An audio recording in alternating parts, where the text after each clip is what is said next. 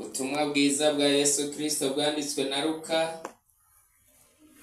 igice ca mbere duhere kuri uriya murongo wa 26. Twumveho amajambo y'Imana.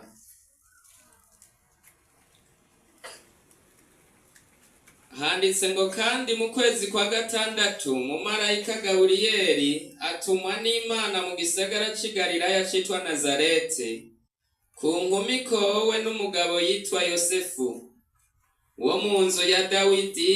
Izina ry'iyo nkumi ni Mariya. Yinjira ahari aramubwira ati n'amahoro, ugiriwe ubuntu n'Umwami Imana ari kumwe nawe.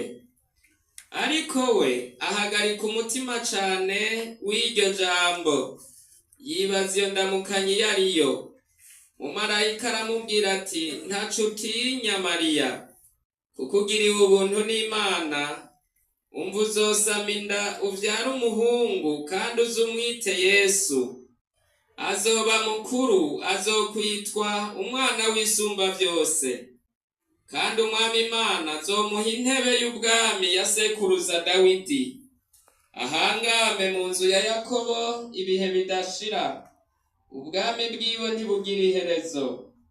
Mariya abaza umumarayika ati ivyo bizobaho bite, kuko ntaramenya icitwa umugabo? Umumarayika aramwishura ati mpwemu yera azokuzako, ubushobozi bw'Isumba vyose buzogutera igitutu. Nico gituma uwera azovuka azokwitwa umwana w'Imana.